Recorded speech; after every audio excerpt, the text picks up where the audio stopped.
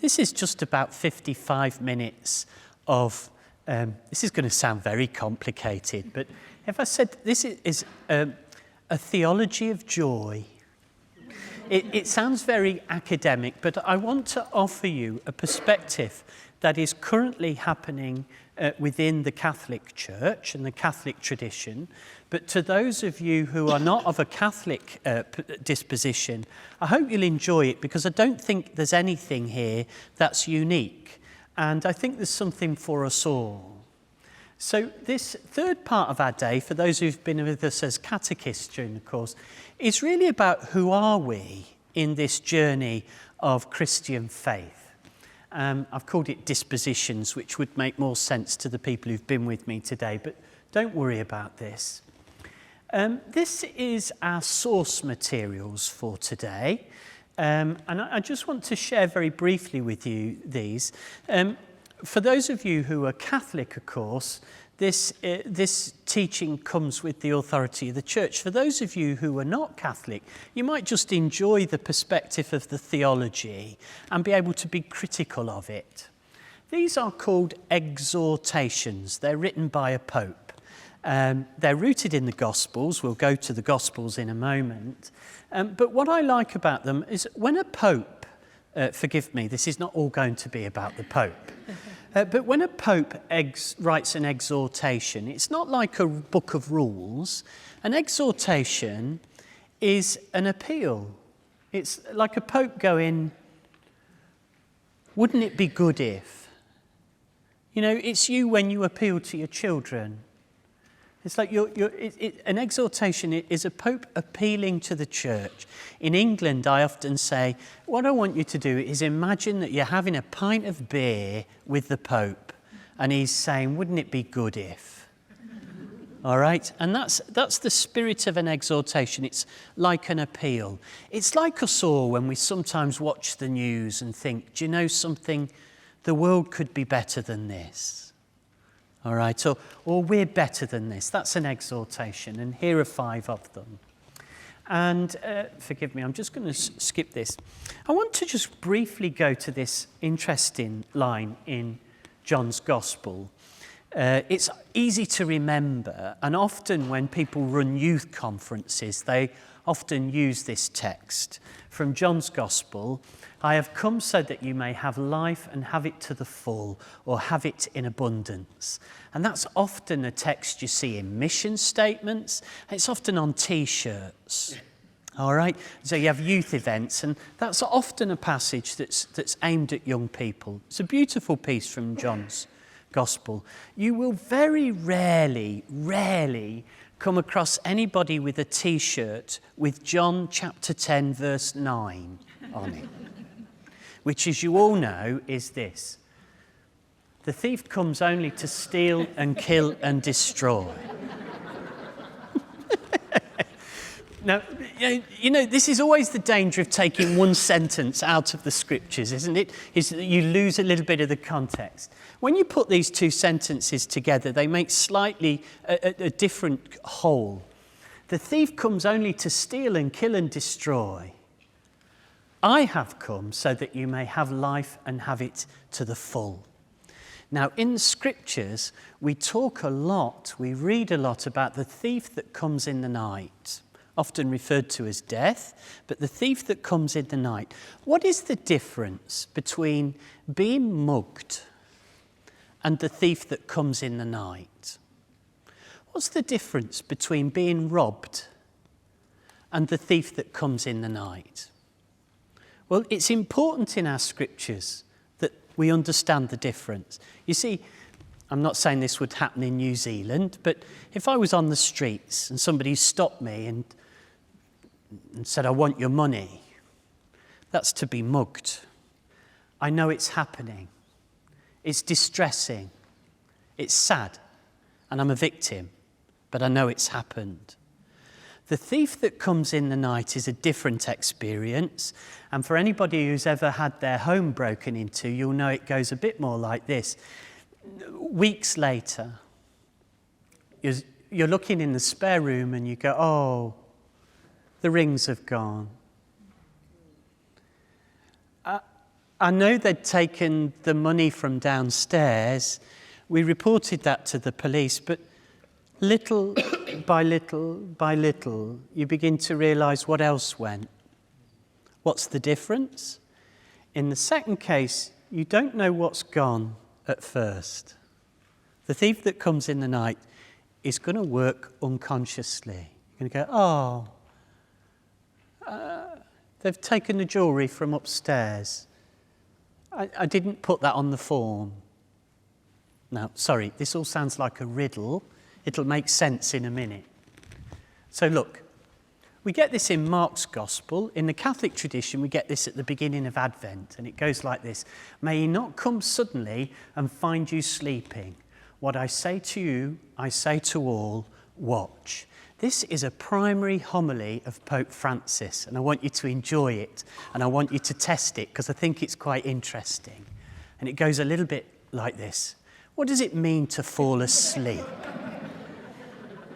What does it mean, New Zealand, to fall asleep in the Scriptures? All right, now these are our lawmakers in the Houses of Parliament in England, making our laws. God bless them. This is not a good time to be English, by the way. We're struggling a little bit up north. All right.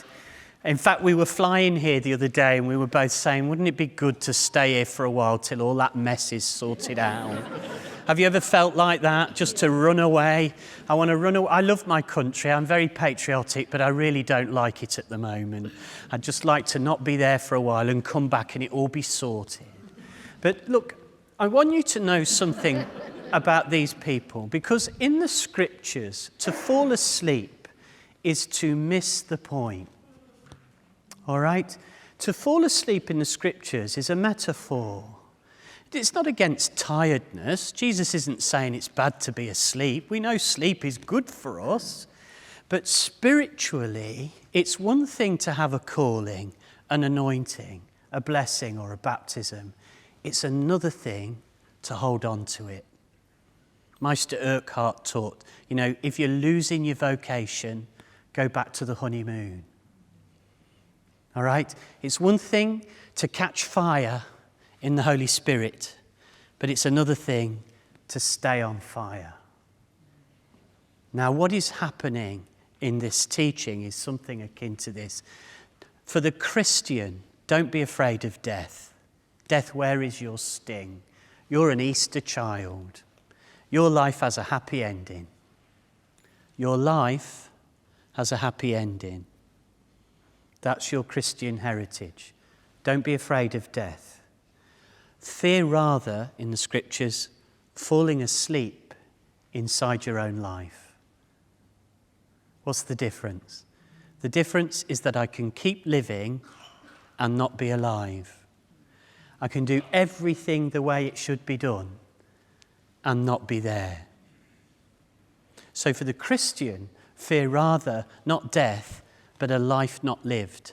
The thief that comes in the night is going to unconsciously steal your life from you. That sounds terrifying. So let's have a look what it means. For Pope Francis, you can be robbed. Now, have a little look at this and just ask yourself, has this ever happened to you? In his first exhortation, he names 7 things to be aware that the thief in the night will steal.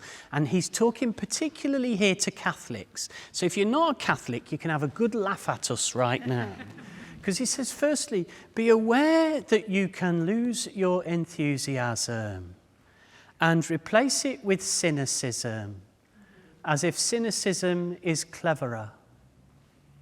In England, we say to each other, oh, I don't vote for anybody, me. All those politicians, they're all the same. They're all in it for themselves. And you go, oh, you're right. Let's turn the light off, lie face down and wait to die. You see, don't lose your enthusiasm for life. Be careful of replacing your enthusiasm with cynicism, as though cynicism is more intelligent. Don't lose your joy. You were born joyful. Be careful of becoming too serious. All right? Watch out for the hallmarks. David Wells, of taking yourself too seriously. All right? What is the great message of Ash Wednesday? You see, in the Catholic tradition, I think it's the same in others, that we walk up into the front of a sanctuary like this and somebody rubs ash into our face on Ash Wednesday. Now, why? Why? Why would you do that? If you didn't have a little bit of a propensity to take yourself too seriously. So David Wells, come here. You are ridiculous. And your children. Come here, Grandma. You're ridiculous as well. You're going to discover that you're precious on Good Friday. But in order to discover your preciousness, you have to first discover that you're just a little bit ridiculous. I know that I'm at my worst when I take myself too seriously, when my life becomes all about me. Oh my goodness, I can inflate. And fortunately, I married a woman with a pin.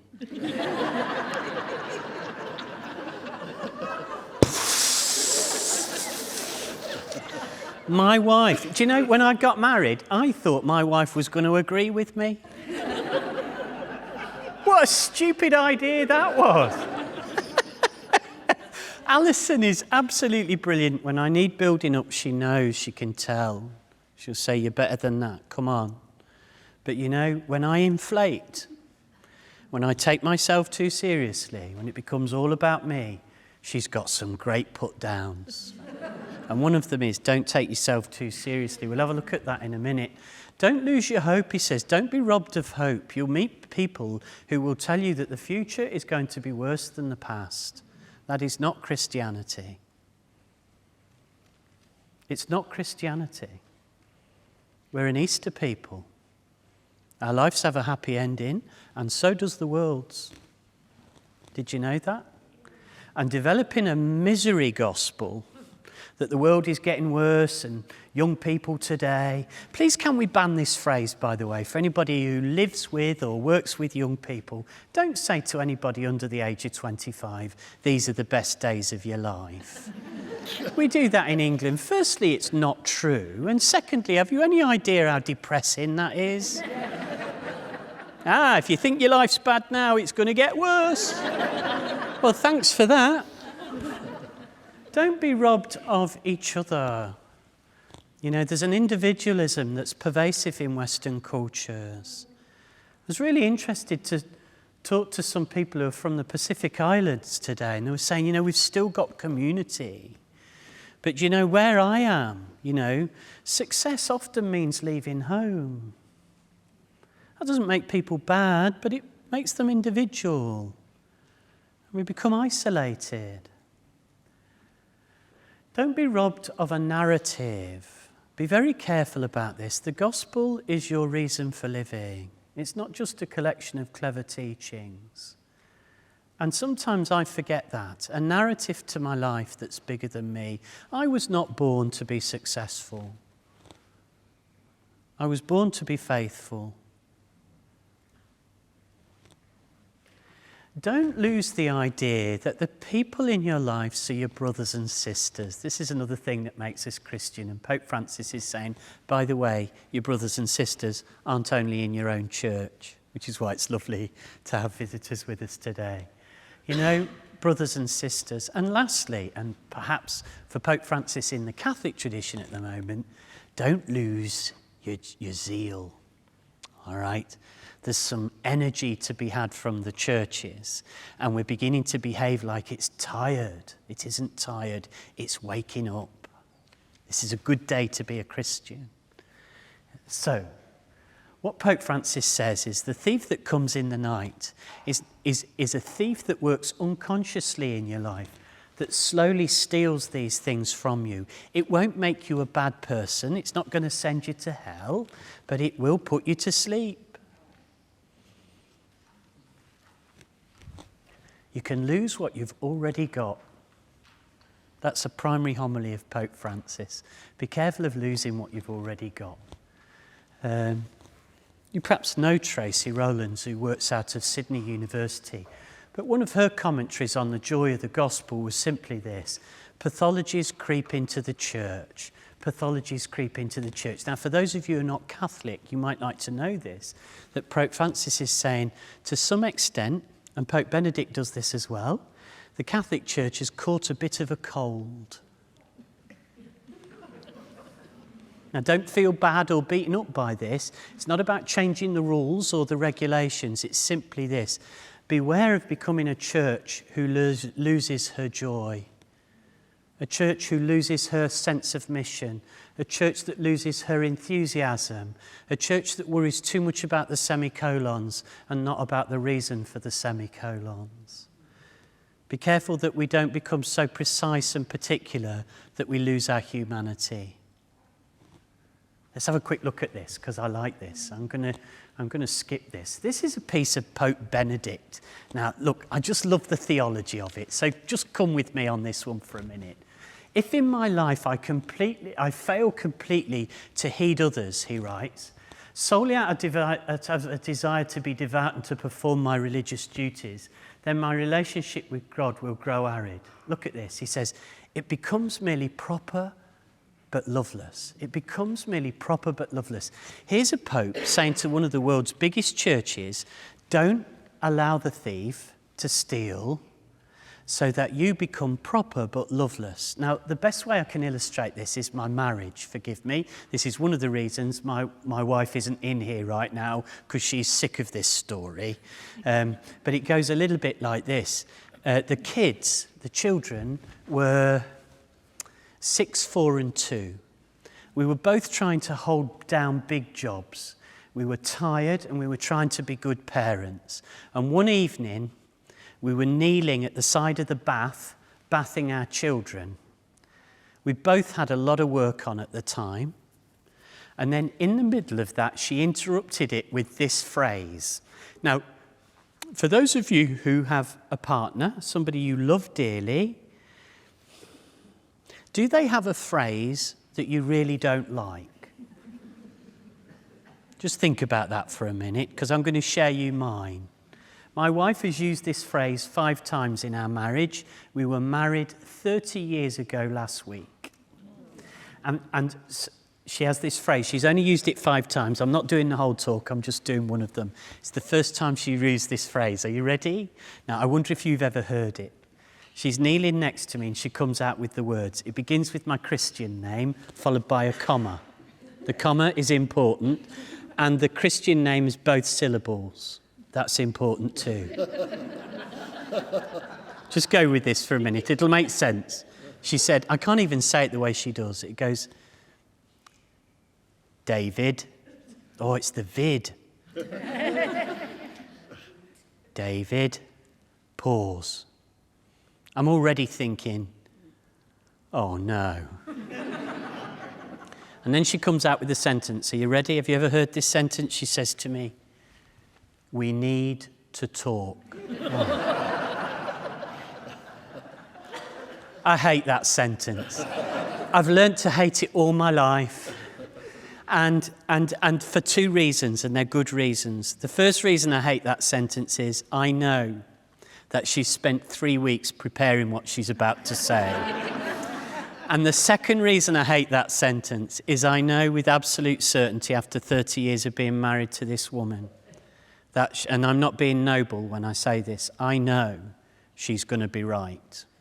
I do. Because if we had time, it would be the gift of admonishment. It's the art of telling somebody you love something they don't want to hear. Has to be both. And she's about to do that. And she says, David, we need to talk. Do you know what I'm thinking? I'm thinking, do we? Can't we never talk? Can't we just watch the telly?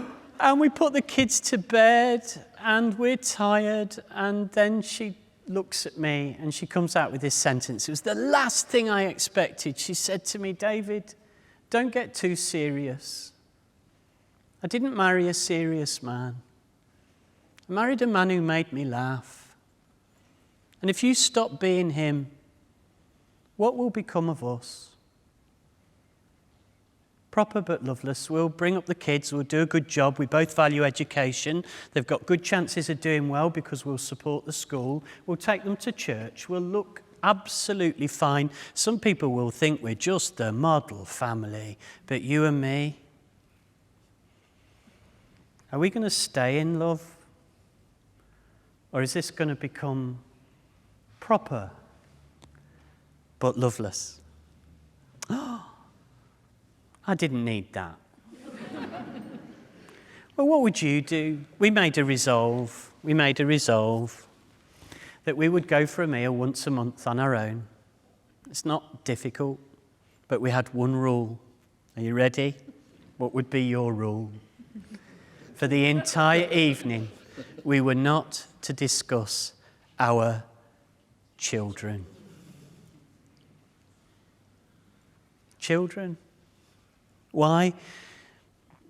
Because we were becoming proper parents, but I'm not sure we were still lovers, and she knew it and she saved us.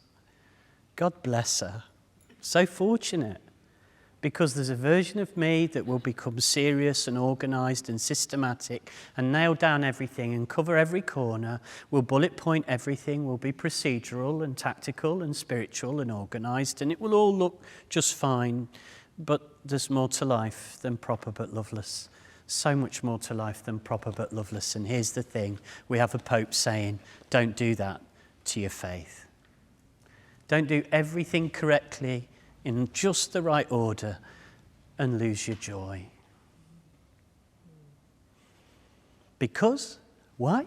Because joy is infectious. Have you ever seen two people in love? I'll tell you how you know. Because they look at each other and experience joy. And you go, oh my goodness. It pours out of wedding ceremonies. You just look and you go, I'm so glad to be at this wedding because I'm seeing a picture of myself and I'm going to rediscover it. Now here's the thing. The last temptation, writes T.S. Eliot, is the greatest treason, to do the right deed for the wrong reason.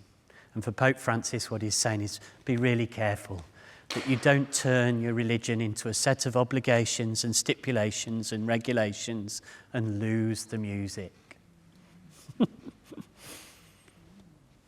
God's voice can no longer be heard, the quiet joy of his love is no longer felt, and the desire to do good fades. This is a very real danger for believers. Many fall prey up to it and end up resentful, angry and listless.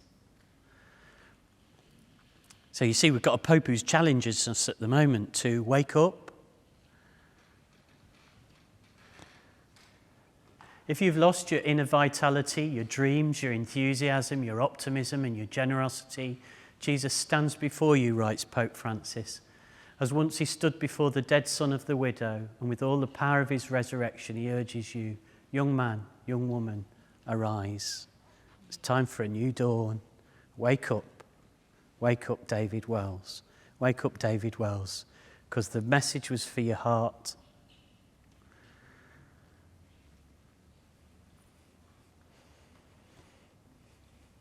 And so we look to the scriptures and we find that every generation has suffered from the same problems. I love this phrase, take off the garment of your sorrow and affliction. Have you ever put on a garment of sorrow and affliction? To advertise to the world just how miserable your life is.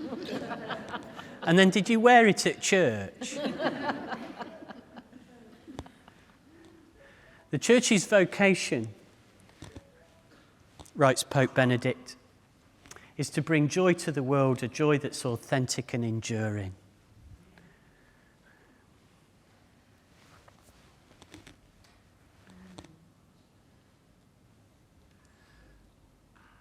So, are you able to put faith and fun even in the same sentence?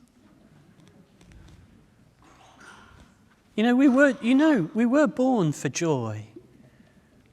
And sometimes I just need somebody to remind me, that's all.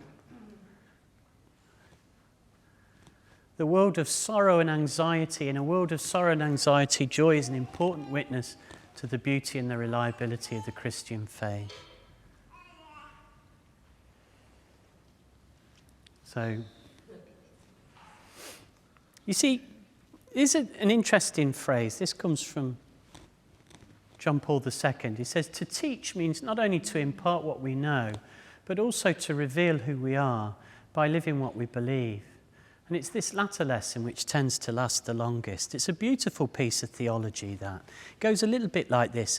I started teaching in a city called Liverpool, known famously for the Beatles and a very good football team. And I'd been teaching for about 4 weeks. 4 weeks. And it was in a very socially deprived school. Most of these kids didn't have parents who had aspirations for their children. So it was a tough school to work in. And after 4 weeks, I'd taken in their books and they'd done their assignment. I'd been told, you won't get anything out of these classes. But they'd gone home and they'd done their assignment at home. It wasn't great work, but I was beginning to think, hey, maybe I'm getting through after 4 weeks. I was only 23. All right, I was a young teacher. But I had this work, and I went in there, and I got my plan for my speech. Can I just share my speech with you? My speech was going to be this. I was going to say to them, there are people out there who don't believe that you can do this, but if you'll trust me, we'll work together, and I promise you that if you trust me and we do this work together, doors will open for you. Doors you can't imagine. That was my speech. Except when I got to the classroom, I realised I'd left their assignments in the school office. Brilliant. Your work really matters, but I've forgotten it. It doesn't work. So I said to them something that changed my career. I stood in front of that class and I said, did you ever have a teacher do this? I said, I am going to be out of this room for 2 minutes. If any of you so much as breathes while I'm out the room, you're dead. I said, I'll lose my job, but you'll be dead. By the way, I was a religious studies teacher. I ran down to that staff room. I grabbed their books. I went back. I was nervous. I was scared. I was only 23. These are 14-year-olds. I'm still worried that I haven't got control of them. Everything's wrong. My hands are sweating, but my mouth's dry. It's all the wrong way round. I get to the classroom and I do what I think you might have done, which is I open the door only slightly and through the frosted glass in the door, listen to hear if they have obeyed me. And I can tell you with absolute clarity that there was total and utter chaos in there. I don't mean it was a bit noisy. When I went in that classroom, this is the truth now, that classroom was 3 stories up. A boy was being hung out of the window by his ankles. All right? When we later investigated this, it turned out, I thought he was being bullied. It turned out he'd volunteered. That's what I was trying to teach in this mindset. And I'm in the corridor. Now, this is where this comes in. I'm in the corridor, and I don't know whether this is true of you, but I tend to be more religious when I'm facing a difficulty. And I stood in the corridor. It was only for a few seconds, and I laid a fleece before the Lord. I said, Lord, I think you want me to be a teacher. But I don't know, because you're not very audible. And if you want me to be a teacher, help me, because I don't know how to do this. Have you ever been in a situation like that? So I am now, with the permission of the church, I'm going to shout. For anybody with a nervous disposition, you know it's coming. It's just part of the story. So the first thing I did was I kicked the door. Boom! And I really did kick it, by the way. And that hit a desk and then slammed shut again. So I'm already looking stupid. And then I went in and I went for it. I thought, I don't want to be their friend, I want to be their teacher. I've seen how they treat their friends. So I said, now look! I said, it was very good. I had the veins out on my neck, my eyes were bulging, very aggressive posture, pointed at them. And then I came out with a bit of a guilt trip. I said, I trusted you. Bits of paper in the classroom did this, right? And they let go of each other. It was like Lord of the Flies in there. And they're all staring at me. And I realised at this moment that this wasn't, in fact, my classroom.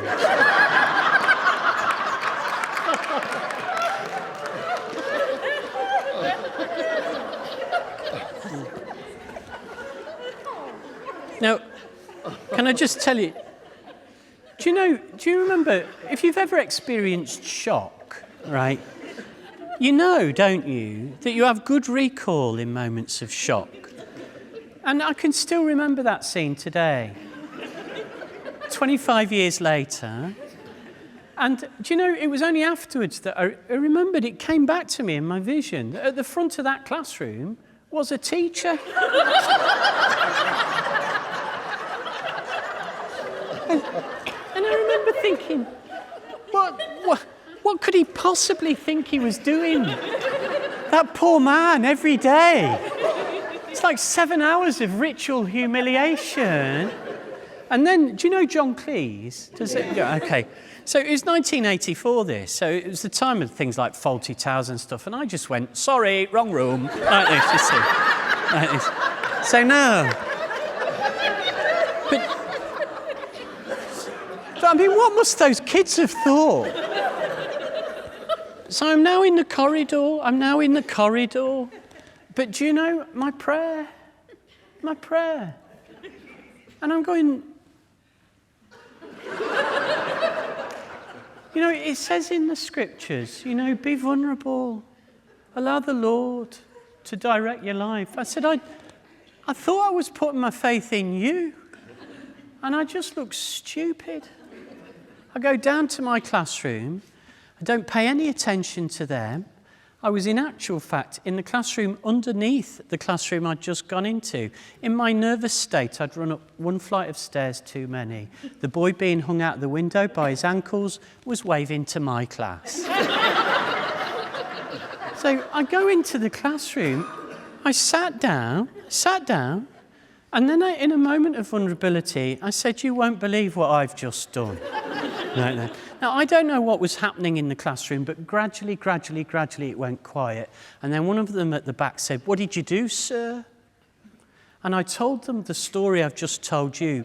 And they erupted. They laughed. They thought, this is hilarious, you stupid man. But then the other thing happened, which was the work of the Holy Spirit, which goes, they went quiet. But this wasn't the quiet that discipline calls for. This is the other quiet. Everybody in the room knows when it's happening. And they were staring at me. And I realised we had a moment of sublime contact. Here is a man, forgive me, who makes mistakes and tells us. We don't know men like that. And I was looking at these young people and going, here's a class who hunger for reality and integrity, and they want to know the truth, and nobody's telling them. And suddenly we were teaching each other. And the hallmark of that moment of the sublime was joy. If you could have used a knife, you could have cut it in the atmosphere. It was that thick. And I was hearing the Lord. I didn't hear words, by the way, but I intuited something that went a little bit like this. David Wells, I want you to be a teacher, but I don't want you to teach about me. I want you to teach with me. We do this together. We fall over together and we get up together, and you will look stupid. Now imagine a church without joy. Everything done just perfectly, but lacking in the hallmarks of the wisdom of the truth of the Gospels. That just says the thing that speaks louder than any words we can use is our virtues. Some of you were born with patience. Some of you are born with compassion. Some of you are born with generosity. And some of you are born to make us laugh. You don't have to be all of them. You just have to be the one you are. And you do that, and people will be attracted to what you say.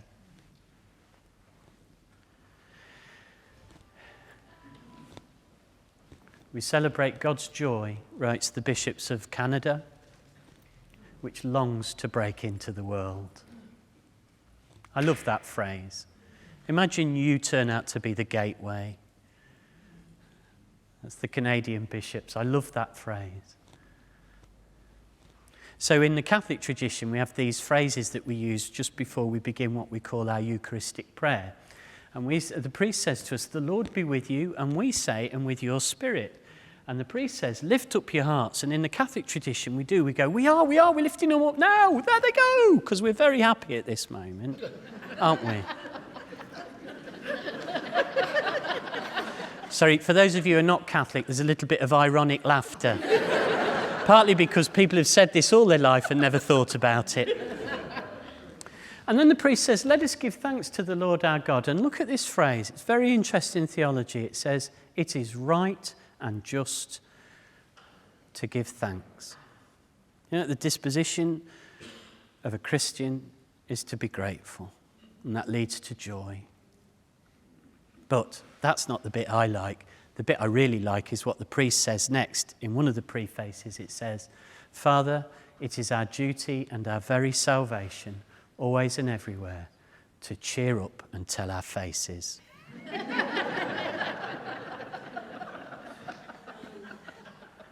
Because I can make my life a homily of busyness and hard work.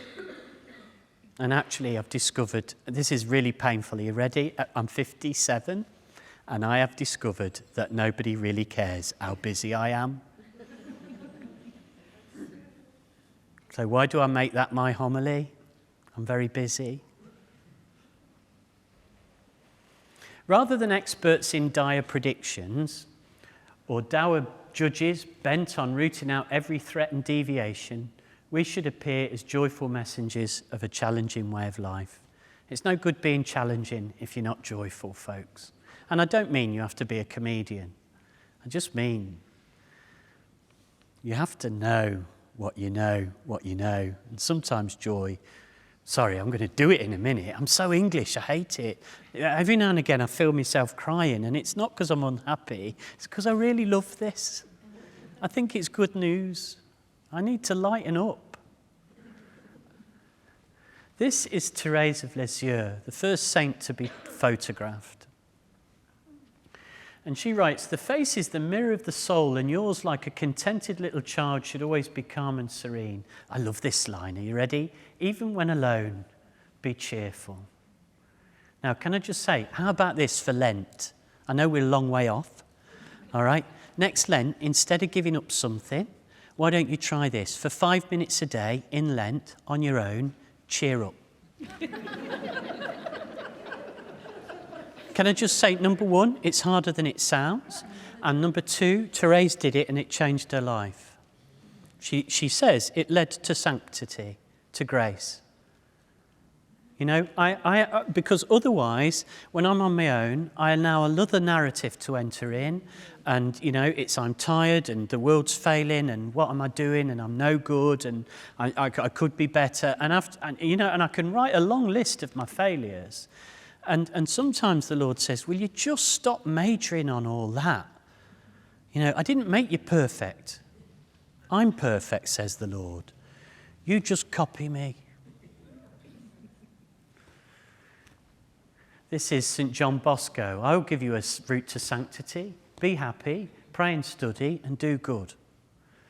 Now, do you know, when I was at school, we had quite a lot about pray and study, and we had quite a lot on do good to everybody, but I must have been away or ill on the day they said be happy. I don't remember a lot of that. So for Pope Francis, his primary homily in Gaudete et Exultate, which means rejoice and be glad, is, and by the way, I'm not speaking to anybody in the room who's clinically depressed. That's a different issue. I want to be really clear about that. But to the rest of us, will you cheer up and tell your face? Cheer up is an act of joy. Tell your face is an act of mercy. The world needs your smile. Your joy isn't for you. If it was, then it would just be, this could become some kind of self-help group. The churches are really about giving joy to the world. People should be crowding to come in here to find out where you get your joy from. And that starts with me. Oh, I thought you might like this. Forgive me. I know I'm doing a lot of Pope stuff at the moment, but I love this. You don't have to be a Catholic to enjoy this. For the linguists amongst you, you'll get this straight away. Vietata lamentarsi, vietata lamentarsi. A good friend back in England is Liam Kelly, is the Abbot of Ampleforth's PA, and I trust him dearly. And Liam Kelly came back from Rome a couple of years ago and he said, I just had to take a copy of this. He said, it's on the Pope's office door. Now, so some quite interesting people are going to read this. It might not be there now, but translated, it roughly translates as, stop whining. Vietata lamentarsi. Stop whining. Transgressors are subject to a syndrome of always feeling like a victim and the consequent reduction of your sense of humour and your capacity to solve problems. The penalty is doubled if the violation takes place in the presence of children. To get the best out of yourself, concentrate on your potential and not on your limitations, and so stop complaining and take steps to improve your life. Anybody want to give an amen to that? Oh, I thought you should meet this guy. So this is Ollie Gibbs. It's his website. And Ollie Gibbs is not a Christian, but he's very much bought into the idea that the world needs to rediscover the joy that is within us. And so he's developed an app, and he's gone around the world's leading museums, and he's done this. Now, forgive me, to the artists amongst you, I know this is vandalism, all right? But I still like it. So take a look at what he's done to the world's art.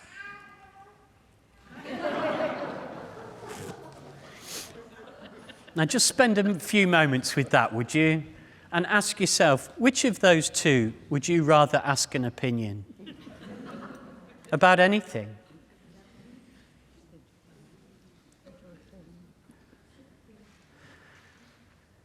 I love this one. Have you ever met her?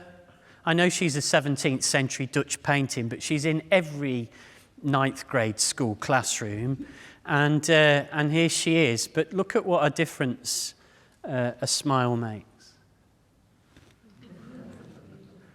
Now just ask yourself for a minute. In our traditions, the girl on the right is behind the girl on the left. And the role of the church is to bring her out, to be fully human, to be fully alive, to dignify humanity. The glory of God, writes St. Irenaeus, is a person fully alive. The glory of God is a person fully awake to the truth that lies within them. And I want to devote my life to bringing out the smile. I don't mean laughter. I mean the deeper smile that's inside people of all nations and all backgrounds and all creeds. We were all born with joy. God did not neglect a single human being on this planet. And the vocation of the church is to bring that joy forth and to celebrate it. And I've got a lot of learning to do because I can give in to the voice of the other and fall asleep. Have you ever met her at work? What a difference a set of teeth makes, right? And do you know, do you notice how it changes the eyes?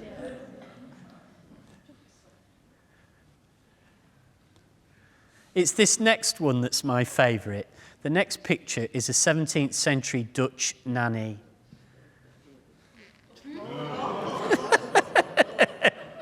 Imagine her waking you up in the morning. But notice, please, how transformative this is.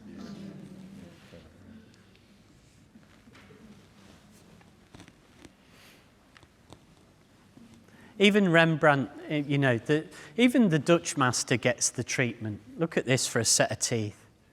There you go. Okay, so in chapter 5 of Amoris Laetitia, the Church's document that Pope Francis wrote on the joy of love, he writes a little message for parents. Give your children a memory of you smiling. Why? Because they'll spend the rest of their lives searching for the origin of that smile. And that is, in fact, our truth. Sometimes parents say to me they're very worried about their children, and that's not always a bad thing. But give your children a memory of you smiling. For any of you who are grandparents, you know what you can really give your children that's going to help them to wake up to their true destiny is for them to meet your joy. My mum taught this to me recently. She's in the very last throes of her life, and she's very frail. And she said beautifully to me at Christmas, she said to me, "Don't remember me like this." I said to me, "Mum, how would you like me to remember you?" And I thought she'd give me some kind of incident or teaching, but she went straight to aesthetics. And she said to me, "David, I'm in a yellow dress. It's a sunny day. I'm young. I'm with your dad. And we're smiling." She was alluding, without knowing, to this teaching that says, "David, my body's worn out. I'm tired. I'm fragile. I'm scared. But I'm still joyful. It's just that the joy is deep inside, and it's harder to surface these days."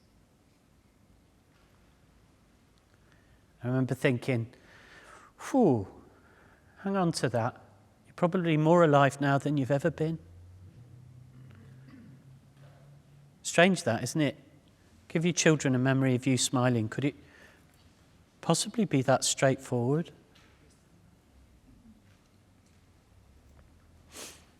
I'm nearly done. I'm sorry to go on about death when we're talking about joy. But strangely, maybe just 2 stories to finish, if you don't mind. We've got 9 minutes to go. So I went into my son's bedroom one day. It was quite curious. He was 15 at the time, and I caught him reading a book. Yeah, I know, New Zealand, I know. Look, I've got 2 sons and 1 daughter. And I know this sounds like stereotypes, but my daughter reads and reads and reads and reads and reads and reads. And I've got 2 sons. And I can only get them to read for the test. I can't get them to read for pleasure. And then one day I go into his bedroom and he's reading a book that's not even in the exam.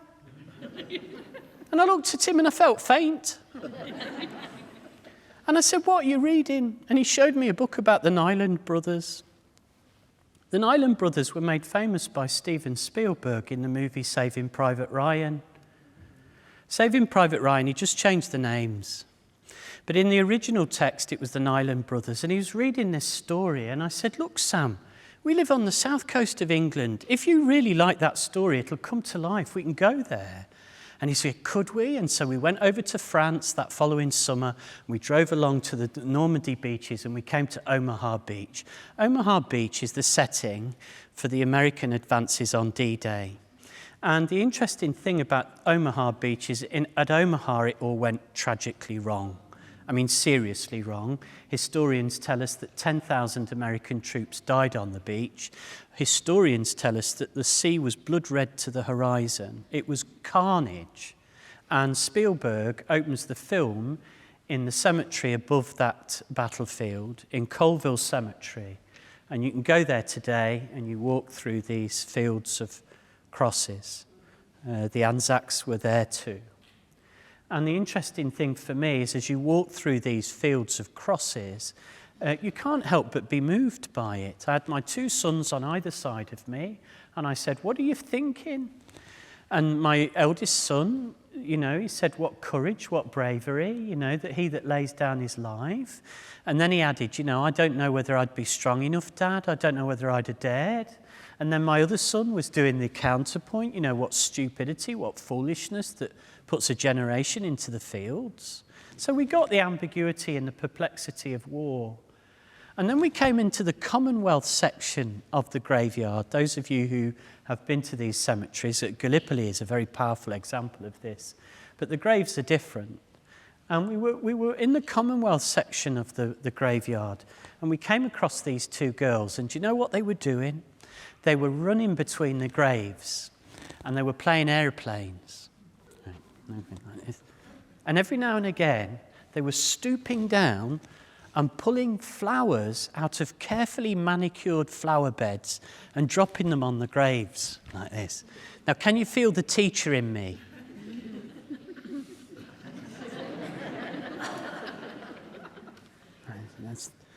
Now, my main problem with this scene is that one of them is my daughter.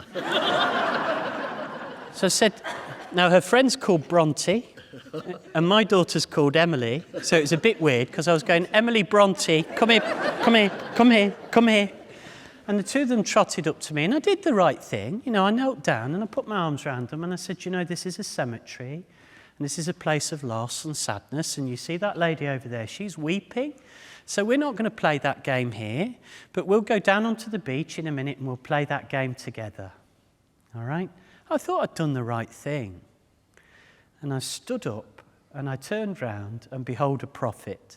In this case, it was a tall, genteel, elegant American soldier, probably in his 80s or 90s, with a chest full of medals, an accent I'm not going to do. And he looked at me reproachfully, and then he said to me, leave the girls alone, he said. And then he added, why do you think the men died? For you, with all your protestations and regulations and stipulations and organisations, for you, with all your self-righteous ways of doing things that make things just neat and tidy on the edges, or would you rather die that two girls in a lilac dress would run around in freedom? What would you die for? He was a good man. I just didn't need that. Oh dear, dear, oh dear. Each day, writes Pope Benedict, is filled with simple joys, which are the Lord's gift. The joy of living, the joy of seeing nature's beauty, the joy of a job well done, the joy of helping others, the joy of sincere and pure love. But if you go after it and you pray for it, it will transform the churches. And the churches are the world's best hope. Aren't they? Because we're built on the same foundation stone.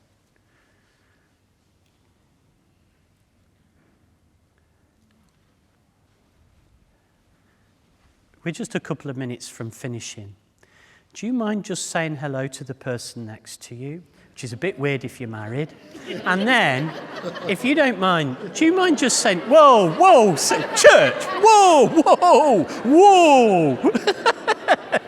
Oh, look, now you've done hello. All right, this is how it goes. We're nearly finished.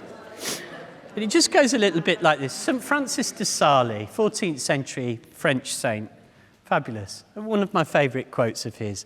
More flies are attracted to a spoonful of honey than a barrel full of vinegar. What does that mean? What does that mean? It means that by the time you get home, you will have forgotten almost everything we've done today. All right? That's the barrel full of vinegar. The skill for you, the listener, forgive me, this afternoon, is was there any honey here? Did you hear anything, read anything, think anything, feel anything that you go, no, I need to write that down. I need to bump into that. I need that written on the fridge. I need to see that because I keep forgetting that. That's the spoonful of honey. Have you heard anything, seen anything, felt anything, thought anything? You go, no, I'm going to lose all of this. But I do want to remember that, the spoonful of honey in the hour that we listened. What was it? Now, if you haven't got a spoonful of honey, you'll find the person next to you has 3. So just find out what they are for a minute, and then we'll come into land with one more brief story, if that's okay.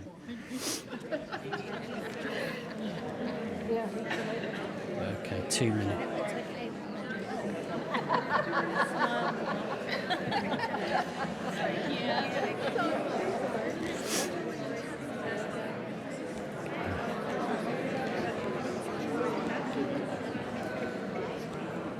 Sorry, so I'm going to be 2 minutes over, but it is only 2 minutes. Okay, yeah. It's fine. Okay, thank you. Your kids are amazing. I could never get my children to do what they've done today. This is American. Is that right?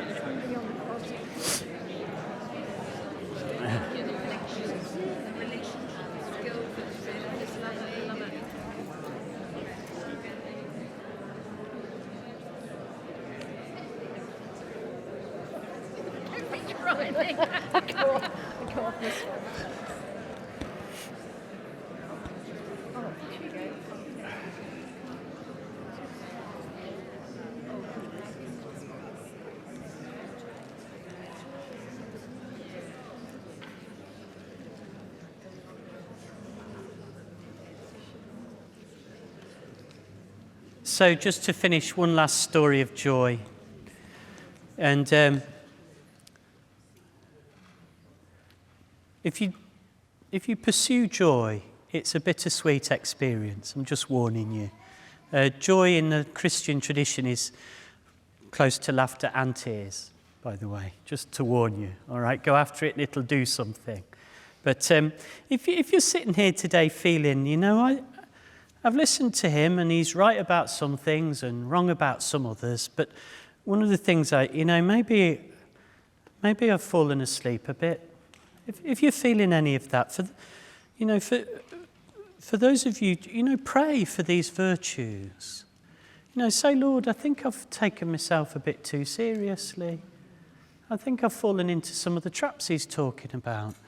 For those of you of a Catholic persuasion, don't try too hard. Go to confession. Just say to the priest, I find myself sitting here thinking, I think my sin is that I've lost something I should have held on to, and I'm not even sure I have a word for it. The priest will understand.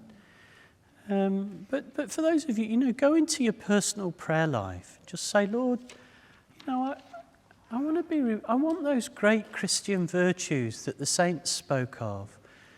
Some of us need a bit more courage. Some of us need a bit more joy. Some of us need a bit more patience. Some of you are living with intolerable suffering. Lord, I need your strength. I can't do this on my own. And strangely, the gift that you'll receive, you'll think is for you, and it'll turn out to be for somebody else. That's what I love about this. Go after it. Go after joy. Cheer up and tell your face.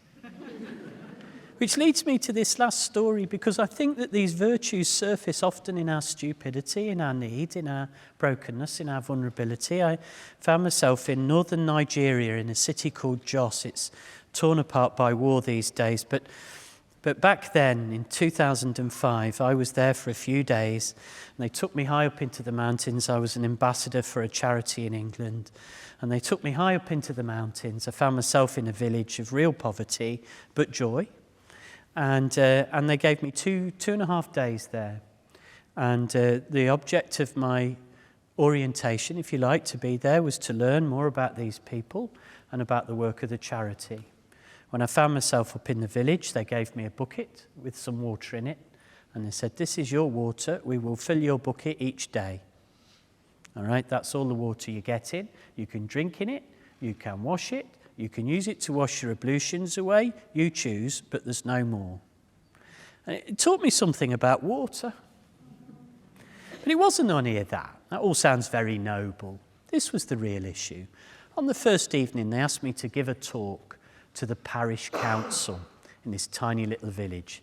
It was a parish council of 40 people, and they were all men in northern Nigeria. And when I stood in front of them, have you ever done this? Have you ever led a meeting or led anything, and you know within minutes that the whole thing is a disaster? Within minutes, I'm standing up in front of these men, and I know that my words are ridiculous, they're not contacting, they're not connecting. These poor men are staring at the floor, and I've got another 50 minutes to go. And it was awful. It was truly awful. And at the end, the parish priest, a lovely man, he thanked me profusely. And then he looked at the parish council and he said, "Are there any questions for Mr. Wells?" And of course there weren't. And then the parish priest pointed at a man and said, "You, ask him a question." And the man dutifully stood up and pulled out a question from somewhere. And the whole thing was just wrong. It was well-intentioned, but I was awful. I hadn't done my homework. I didn't know who they were. And I spoke to them in the wrong culture. And it was painful. And then at the end of the day, they had a banquet for me. And do you know, those beautiful people in this impoverished village actually wrote out a menu. These were poor people because they thought Westerners needed a menu. And they gave me the menu, and the only word I recognised on there was soup. So, having a fragile stomach, I said, "Look, I'll choose the soup, please." And they were delighted, and they went off, and there were some celebrations and some dancing, and then they brought the soup out. And ladies and gentlemen, I just want to tell you, the soup was tepid water with a selection of animals' organs. There were lots of things floating in the water that actually had tubes on. Now, you know, don't you, that when people are this generous, when it's what they've got, you are going to eat it. You are going to eat it because this is their gift to you. And I took my fork and I stabbed one of these organs, and it went like that. I didn't, unbeknown to me, I had just pierced a chicken's heart. And then I did what I did as a child. You know, when you had to eat things that your parents insisted you should have because they were good for you, but you hated them? I did the same thing. I put this heart in my mouth and chewed it aggressively. And then my stomach was going, "Not down here." "No, you don't." And have you ever tried to swallow something and everything inside you is going, "No, no, no, no, no, no"? I got there anyway. I got to the end of the evening. They were lovely, lovely, kind, gracious people. The next day I'm getting in the bus that's going to take me down into the city. And the priest was helping me on with my bag. And he said to me, "David, you're a true missionary." And I looked at him and I said, "Father, we both know that talk was awful. We both know that there was a better way to do it." And I said, "Thank you, but I'm sorry that it didn't serve your community better." And he said, "I'm not talking about the talk." He said, "The talk was terrible." He just looked at me and he said, "But you ate the soup. You ate the soup. You ate the soup. What connects us to people? What connects us to people? Eat the soup of your life. Cheer up and be glad." Most people in this room are suffering, right? But we're called to the virtues of our Christian faith, and that will attract the world to us. It's just such a privilege to be here and to be amongst you. And I'll go back to my wife now and I'll say, these people in New Zealand are lovely because they laugh. So thank you from the bottom of my heart for coming today. Thank you for listening, and thank you to the team for making it happen.